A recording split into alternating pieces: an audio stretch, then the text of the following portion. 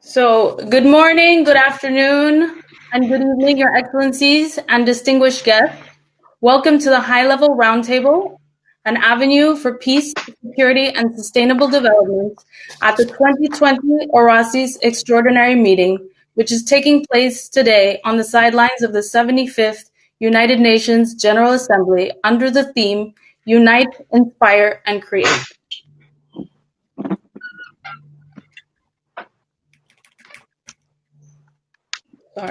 In this session, we are going to discuss the potential of an African peace engineering corps and why it is important for Africa.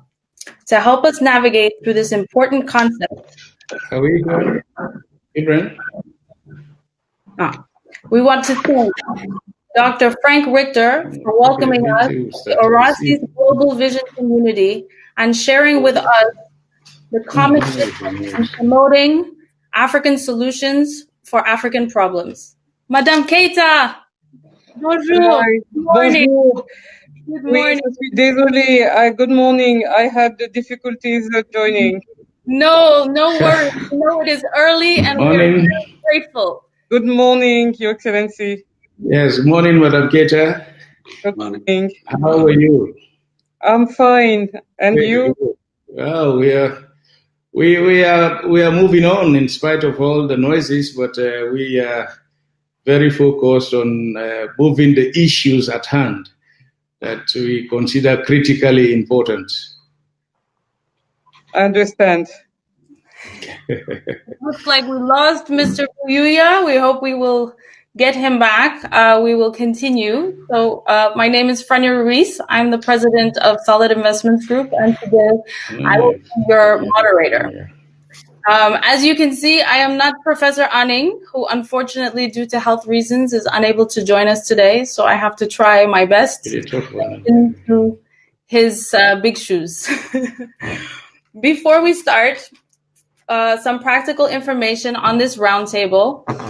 Given the fact that we have about an hour, a little bit more, and we would like to do a Q&A because we have some special guests from all over in the peace and security sector, former commander General Ward, who would like to weigh in and give him some input. We have Dr. Vasu Godin from Accord. We have Mr. Ray Hartley from the Brenthers Foundation, and many more guests. So before we dive into the three contextualizing questions which emerged as the catalyst for this roundtable, I would like to kindly ask the interaction to 3 to 5 minutes. And if you're not speaking, we mute so that we don't have the background noise. And when we are going to speak, then we... since the internet is, and it will allow it to be more dynamic. You are all friends, you all know each other. This is the platform where you have the voice. And so it's no big speeches, but it's really what you feel about where we should go in terms of peace and security. I'm not hearing. You're not hearing? Is everybody else not hearing? I'm hearing, it's fine. I'm not getting on. I'm not hearing. Is Frania on? Yes, sir. Yes. Frania, I'm not getting you. I'm sorry. Try to have... No word from you. No. Try to have sign out and sign back in. I am not getting any word from you, Frania. Oh, Lord. Technology. Let me sign in. Mr. President, Sun is saying that you need to sign out and then sign in again. Oh, okay. Hearing me. Okay, well, I hear you clearly. Okay, we will sign out and sign in again. Yeah. This is the downfall of the technologies. We will wait. Yeah.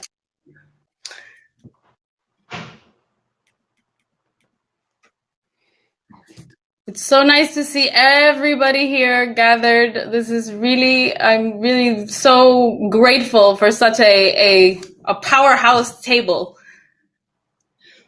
Experts. Well, thank you for putting in a lot of time in organizing this. It's been receiving email back and forth from you to others similarly. Yes, yes, it's been a year since we saw each other in Accra. Yes. Yes, so it's I'm not sure. Well, we will continue and are you back, sir? Yes, I'm on again. Can you hear us? Yes, I can hear you now. Good. Wonderful. I am only missing President Buyoya on the screen. Yes, he has not been able to sign back in yet. I'm sure they're working on it. Oh no, it's echoing. It's echoing? Yes, okay. Okay. Well, for our guests, today we are going to be speaking with His Excellency Ernest Bai Koroma, former president of Sierra Leone and the advocate for this African Peace Engineering Corps. Your Excellency, His Excellency Pierre Buyoya, former president of Burundi and High Representative for Mali and the Sahel at the African Union, who has just disappeared. His Excellency Hassan Sheikh Mahmoud, former president of Somalia, thank you. Dr. Amos Sawyer, former president of Liberia, thank you so much for being here. Thank you. And Honorable Madame Bintou Keita, Assistant Secretary General at the United Nations for Africa in the Department of Political and Peacekeeping Affairs and Peace Operations. Thank you so much for all being here today for this important conversation. And let's move forward. I would like to kick off the roundtable with former President Koroma. Excellency, could you please share with us your 3 to 5 minute introductory remarks? I know that's difficult, 3 to 5 minutes, it's very short, but Yes. it will help to keep us going. Well, let me thank you, Frania. I am still having difficulties, still some echoing sounds coming out. But let me thank you for chairing this occasion and for stepping into Professor Anin's large shoes to moderate the roundtable.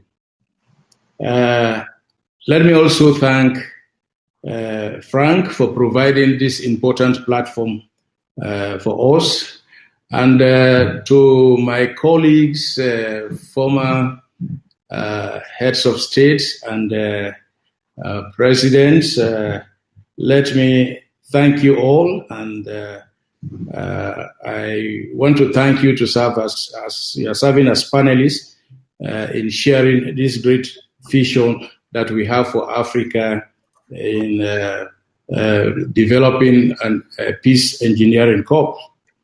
I want to especially thank Madam Bintou Keita for sparing time out of a very busy schedule to be part of us.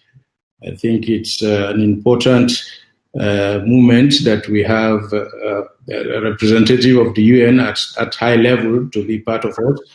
And again, let me give very special thanks to Dr. Professor Sawyer, who has taken time after a very, very important and major surgery that he has been through to be here. I want to thank all of you for this great commitment. Africa is in the cusp of a tremendous growth, yet we are still challenged with issues of peace and security. At regional and continental levels, we have made great strides to resolve conflicts and address the drivers of conflicts. That notwithstanding, we need an even more coordinated, African-led, innovative initiatives that will take us faster to our desired destination of a meaningful social and economic development. This must be anchored on a truly sustainable peace and security throughout the continent, and also by leveraging partnerships from other parts of the world. I believe there is a missed opportunity in limiting our existing militaries, and we have militaries. There is no African country that lacks a military, but we have limited their roles to just the traditional areas of protecting the constitution, and when invited here and there to serve as peacekeepers on missions, they have contributed and have done remarkably well. But we believe that with this capacity that is now built in and it is seated here, whilst in peacetime, they are still paid, and most of the time we are in peace. So that is why I am of the view that we can utilize this. I will use it, an idle talent that is being paid and it is there, it is discipline. We can use these talents of the militaries that we have to be involved in our national development efforts, in the construction of our social programs, our social infrastructures, in building schools, in building clinics, in providing the infrastructure that is required in harder to reach areas. And because of the discipline they have, these are people that can go into areas that are hard to reach, even when the civilians are given opportunities to undertake such social programs. So that is why I believe it is coordinated at a regional or a continental level. We will be able to utilize the military, benefit from their discipline, from their engineering capacity that they have, and build up social projects that will address the issues that are the basis of peace. Because let's make no mistakes, most of these people that are agitating, that believe they have been left out, they have not been provided with social infrastructure, the government has no presence, is because they feel left out. And with the capacity that we have in the military, in our militaries, when properly coordinated and with the use of other experiences out, we will be able to let them serve the purpose of waging peace when we already have peace, and helping the various nations in building their social infrastructures. So this informs my advocacy for an African Peace Engineering Corps. Thank you, Your Excellency, Thank you. for your great thoughts. It's very visionary, especially in view of the current African peace and security and social development realities. So, Yes, who would like to go I next? am not getting any feedback. Frania? No one Hello? can hear me? Yes, Can you hear me? yes, I can hear you. Okay, there was a problem. It's just a small problem. I think that it's time to okay. Hello? Hello? Yes. Okay. Wonderful. Your Excellency, we have Okay, we apologize. We have had some technical problem. no worries. We are all here. We understand Let us hope it's going to work now. Do you hear me? yes. Yes, I can hear you. Okay, thank you. Wonderful. So President Koroma just had the floor and gave us his introductory remarks. Yes, Your Excellency, Madam Coordinator, I'm through with my initial comments. Your Excellency, Okay. Buyuya, would you like to give your introductory remarks? Let me get Frania to. But we don't hear her. We don't hear the coordinator. Yes, I don't. Also, Frania, I'm not hearing a word from you. How about now? No? I can hear you.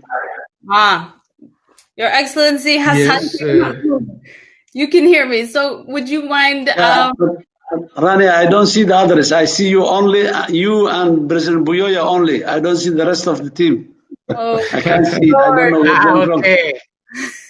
yes. I see I cannot hear Frania. I see her, but I don't hear her. Oh my goodness. Well, let's try and do our best to navigate this. And seeing as it's live, maybe Your Excellency Hassan Sheikh Mahmoud, if you could give us your introductory remarks and hopefully I cannot hear you, Frania. Self.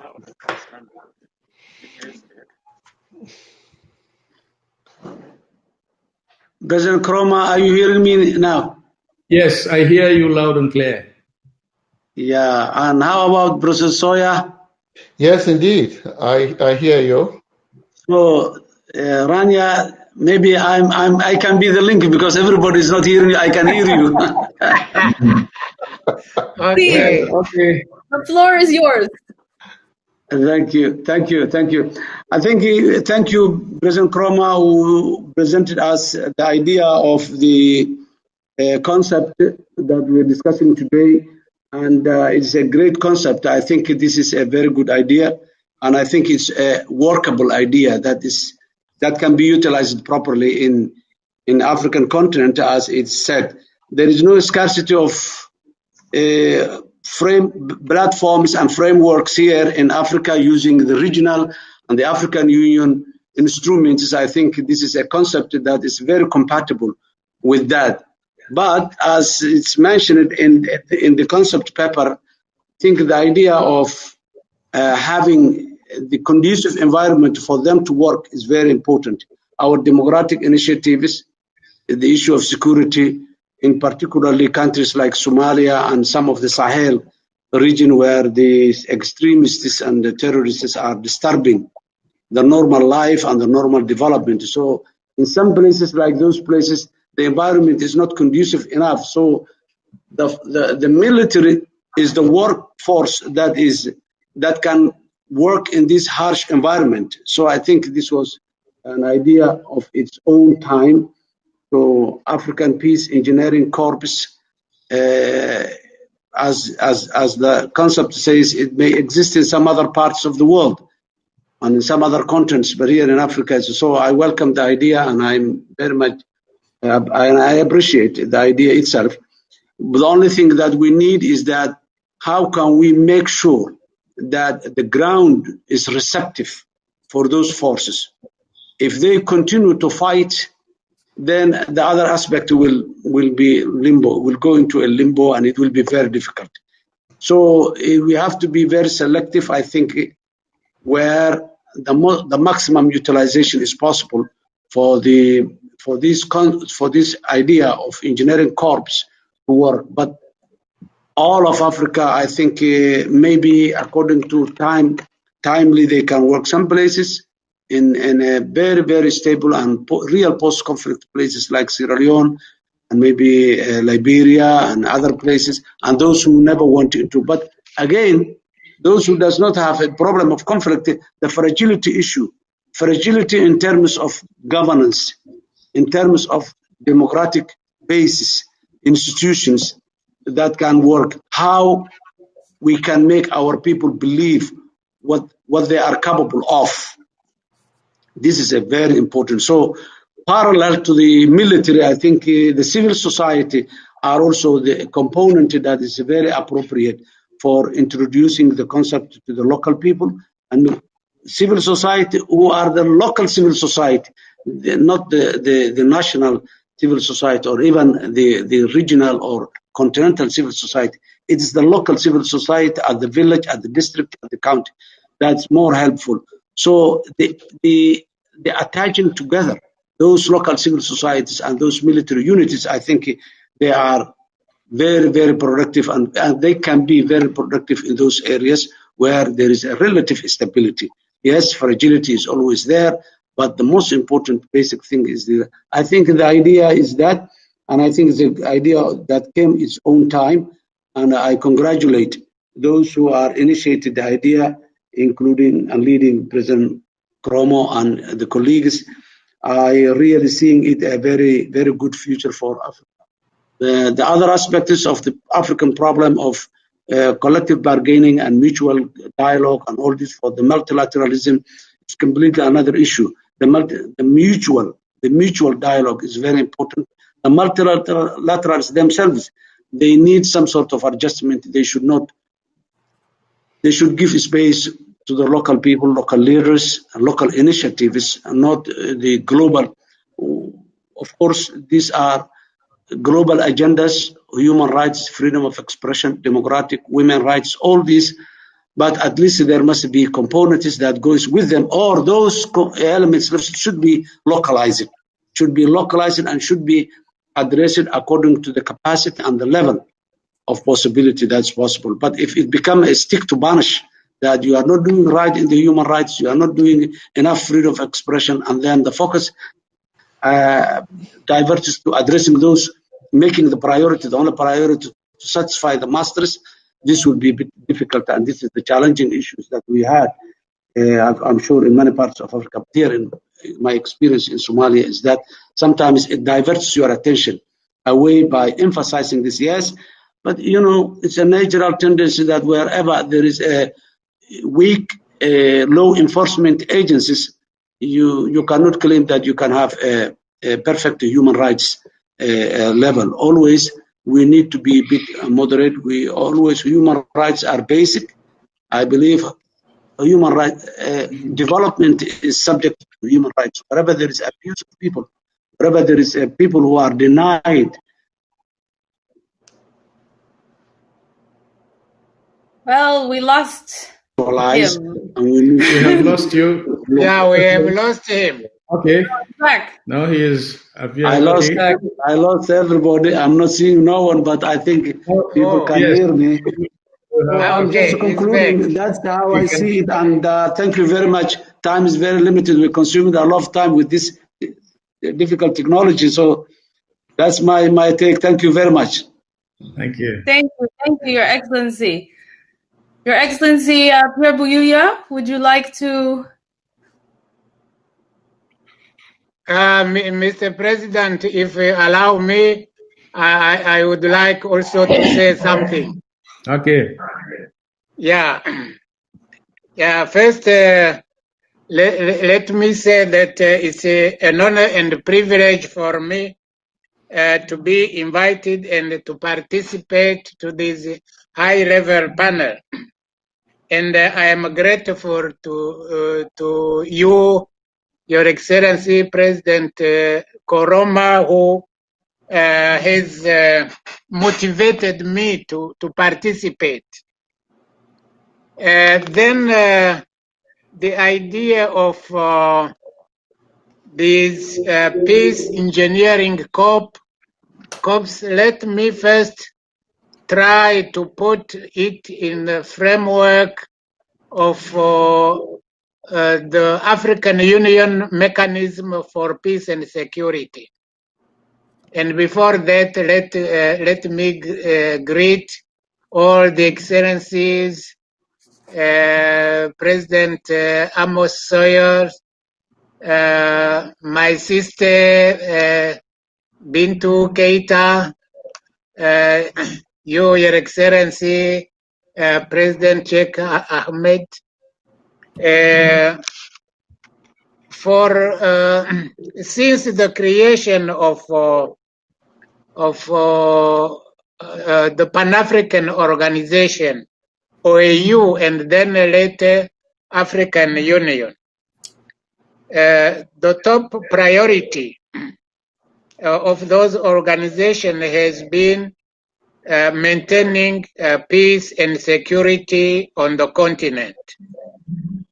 And building on the experience of conflict resolution in the 19th, the African Union has put in place policies and mechanisms allowing it to take more and more responsibility in the area of peace and security on the continent. And one of the flagship document is the protocol creating the Peace and Security Council, adopted in July 2002. The so-called African Union Architecture for Peace and Security, APSA, was created in this document. And the APSA stressed the role of African institutions in the matter of conflict resolution, starting from the prevention, going through the management of the conflict, and to the peace building in the context of post-conflict reconstruction. And the other APSA dimension is that it values the multilateralism. It indicates very clearly how the African Union works with the international community, especially with the United Nations. And if we look at what is happening on the ground, on the continent, be it in Somalia, Sahel, the Great Lakes region, the two institutions, the UN and the African Union, are working hand in hand in peace prevention, peacekeeping, and peace building. For example, to talk about what very close to me, here in Mali and in Sahel, we are working very closely with the UN Special Representative in the mediation all the time when we are facing crisis, especially, for example, the recent one in Mali. We have been working together to try to mediate between the different actors. The same can be said about the cooperation between EU and the European Union. And these last years, the working together in this area of peace and security has been systematic and formalized on the highest level. We have now regular consultation between the UN Security Council and the EU Peace and Security, between the UN Secretary General and the chair of the EU Commission. The same consultation are taking place on the operational level and the lower level, the low echelon, in charge of planning and implementation. Then, in summary, we could say that multilateralism for us, for African Union, is not a choice. It's a strategic must. And in my capacity of High Representative for Mali and Sahel, I have been involved in many debates on how to modernize APSA, African Peace and Security Architecture, because APSA is now 20 years old and it needs to be updated, especially two pillars, the Peace Fund and the Standby Force. Then, In my opinion, the idea of peace engineering corps could be one way to modernize APSA in focusing on post-conflict reconstruction. It could complement what we have started to establish now, what it's called now the youth corps, which is a reality now. And the benefits of this kind of innovation are obvious as it has been outlined in concept note. We should not, however, forget to foresee a number of challenges when it comes to implement the project. And one of the biggest challenge has to do with financing. When I look at how our armies are equipped, especially in the technical areas, it's clear to me that this project could be difficult to implement. Lack of adequate equipment has been the limitation of the African Union standby force, especially when it comes to heavy equipment like armored vehicle, like fire support and air support. For me, the way forward to make the peace engineering corps a reality would be first to finalize the concept note and especially to indicate the feasibility of the project when it comes to financing. Second, to lobby African Union for an endorsement in this framework of how to modernize APSA. And maybe the second, the following stage would be to create, for me at the level of the regional economic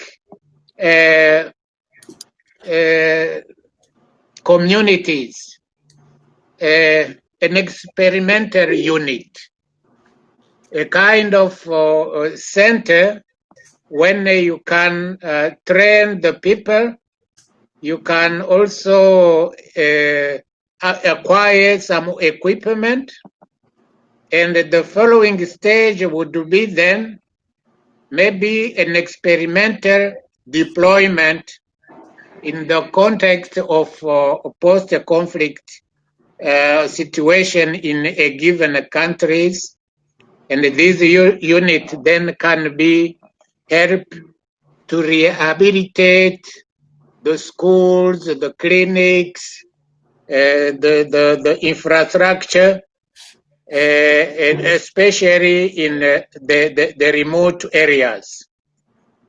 I think maybe then the most important stage is to make sure to have an endorsement at the level of African Union.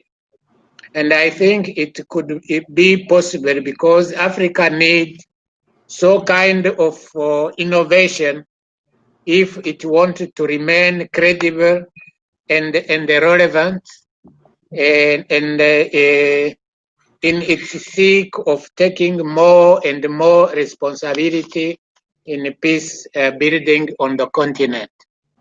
Your Excellency, those are some ideas I would like to share with you. Thank you. Thank you. Thank you. Thank you so much. Thank you. That was very, very enlightening. Can we hear from Can you hear me? Can anyone hear me? Professor Emosola, Madam? Yeah. Sheikh Mahmoud can hear me. Dr. Sawyer, can you hear me? Sorry? Yes, I can hear you. Yes. Everyone can hear me except for you. Could someone let him know that everyone else can hear him except for me as well as the audience? Your Excellency, we can hear Frania and everyone. I don't know if you can hear me. Yes, We hear you. We hear you, we hear you. madam. No, Madam, we hear you. yeah. So, Thank you, madam. That's Rania, clear. it's Yes, you only. the floor is yours. Thank you very much. Let me first thank the organizers of this extraordinary meeting, the larger meeting, Dr. Frank Jurgen Richter, and the people of Horizons. And thank you to Fania for the effort you have made in organizing all of this. Our special thanks go to President Koroma for having put this idea on the table and for having the tenacity to see it through to a stage where we are now discussing, we are exploring and coming up with ideas as to how we move forward with it. We want to thank all of the distinguished participants, our dear colleagues, Your Excellencies, for taking time to discuss, to appear on this panel and to discuss this idea. This is an excellent idea. It has floated time and again, and I think it is important in view of the continuing and in many cases increasing challenges of human security in Africa. We are making considerable progress in Africa, but at the same time, human security remains at stake.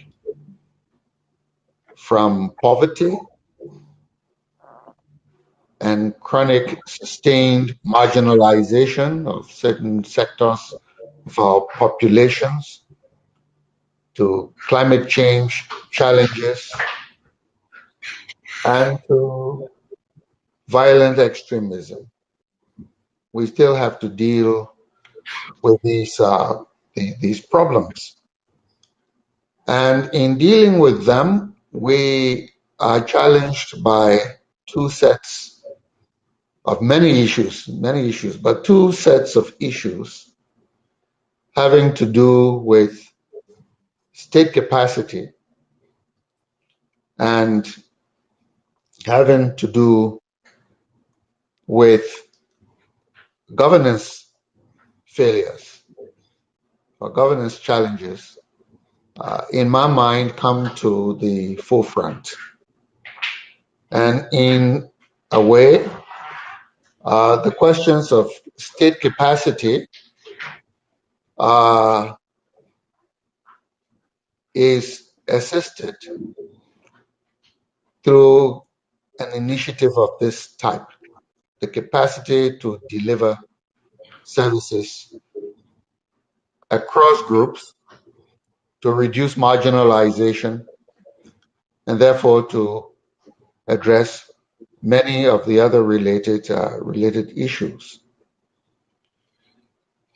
Also, the question here of the challenge regarding how we utilize human resources in Africa also comes to the forefront. And here is, in a way, our paradox, where we have population, particularly youthful population, and we are yet undercapacitated,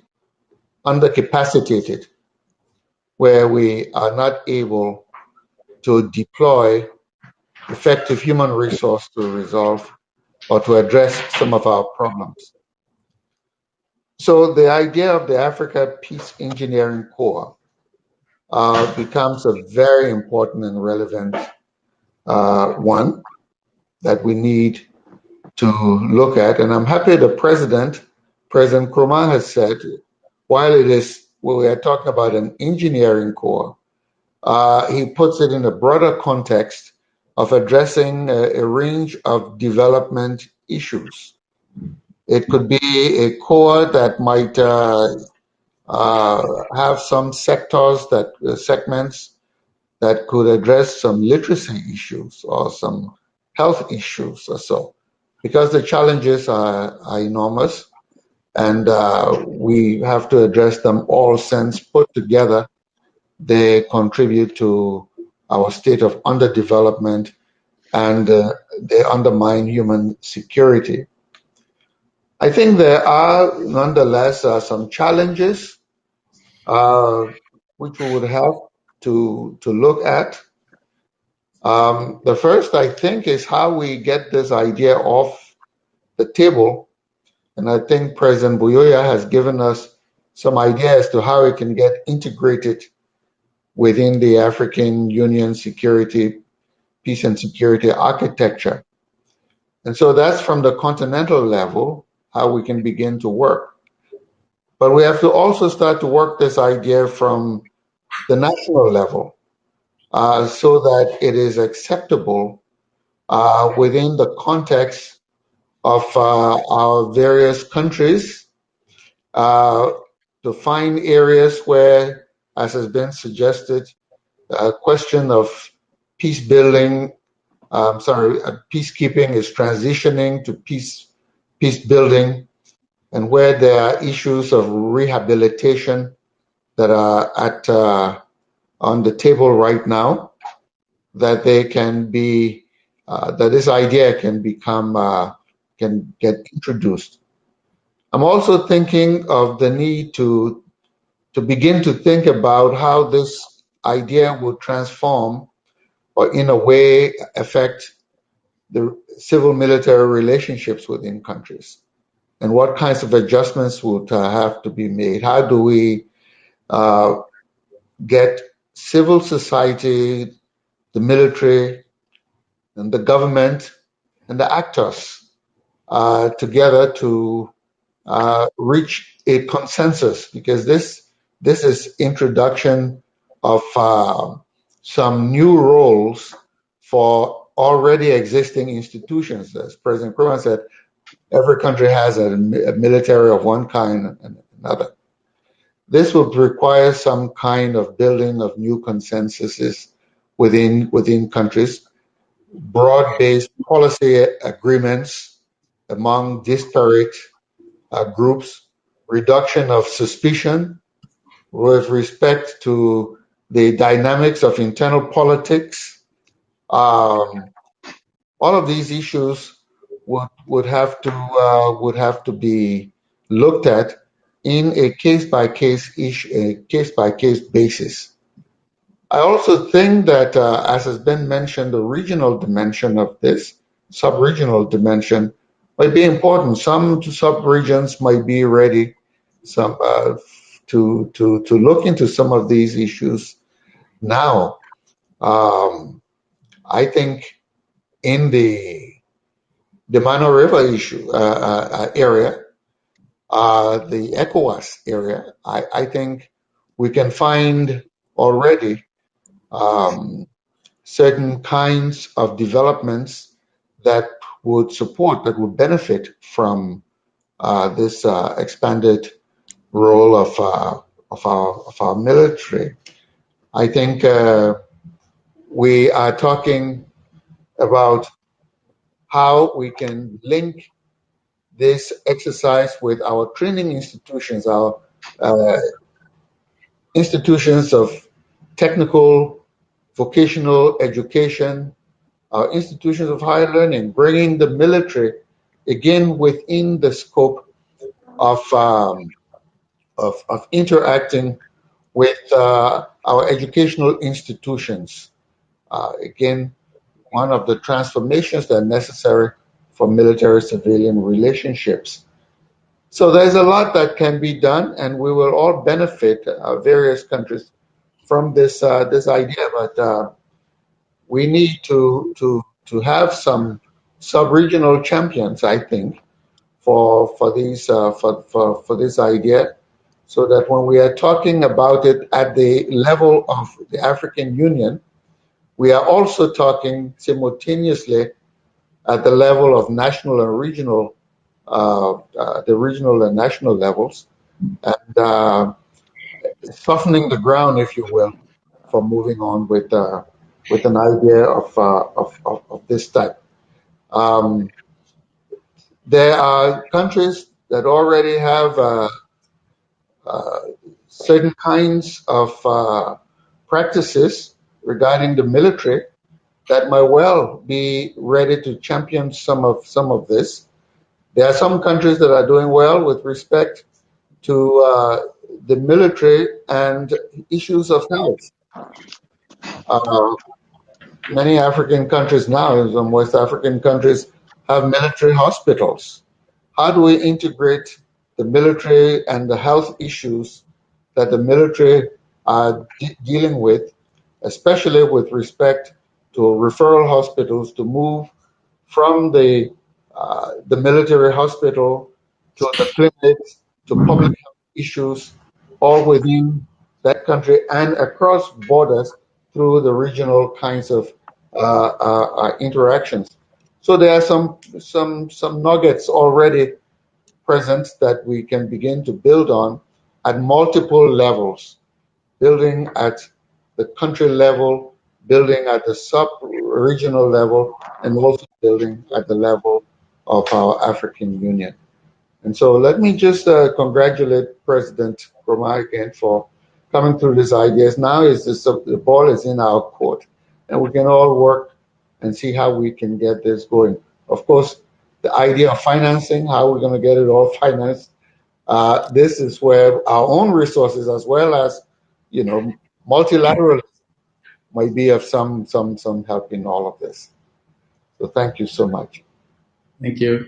Thank you, Dr. Sawyer. Thank you so much for your insights. Madame Bintou Keita, floor is yours, finally. Thank you so much, Frania, for, first of all, the invitation, but particularly to His Excellency Ernest Bai Koroma, because I know that if I'm on this panel, it's because he has insisted for me to be on it. So I'm very honored and privileged to be on this panel with so distinguished former head of state, and also being the only woman actually on the panel with Frania, which is also an interesting take. Anyway, and not being former president. So yes, really thank you for this, and I think this conversation is really timely. And when I say timely, I looked very attentively to the concept note, and as I was going through the concept note, came to mind of the time where we were fighting Ebola in West Africa. And particularly, I served in all the countries actually, and particularly in Sierra Leone. And there was a really very good partnership between the civilian and the military, and the way they engage in the response. And it was, besides the military from Sierra Leone, we also had the military from other countries that have joined into the fight.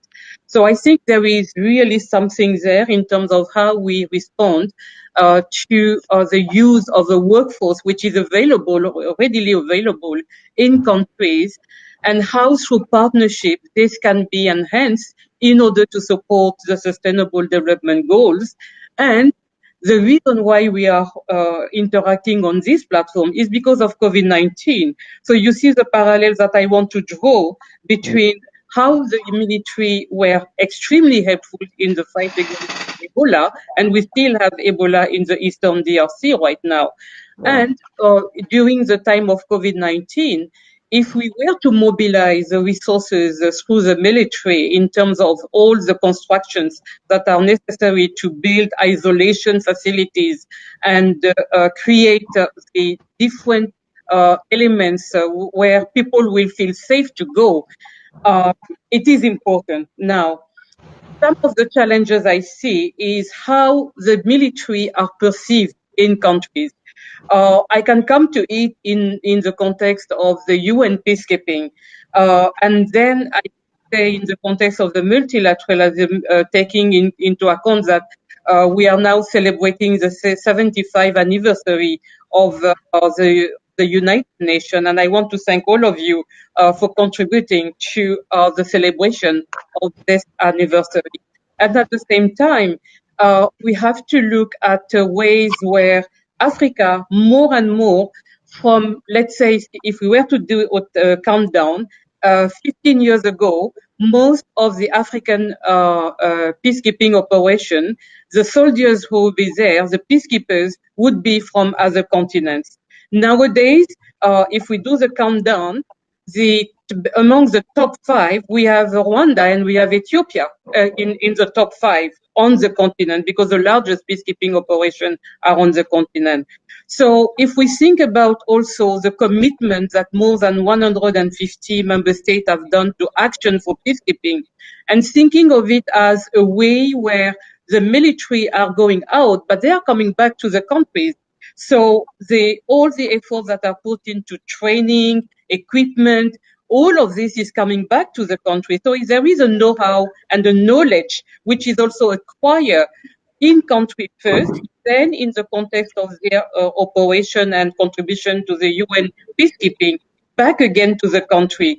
So for me, the way to move this forward, besides all which has been already said with regard to the African Union, APSA, and looking at it as one component which can be built on in order to further the ideas that you have put forward, Your Excellency Koroma, is to look at ways where definitely getting the traction from within, thinking through in the national development setting, because we are talking about the Sustainable Development Goal. So it means that the Ministry of Planning, the Ministry of Finance, the Ministry of Budget have to come all together and think through with the Ministry of Defense what this would mean in order to change the way the forces are seen as contributing to the development of the country. And I have a dream. The dream is the following. I think you have touched on the youth and also the usefulness of the continent. When I was recently in a country, young people were talking with me and saying, we are looking at contributing in our country, national level, but we are also looking at it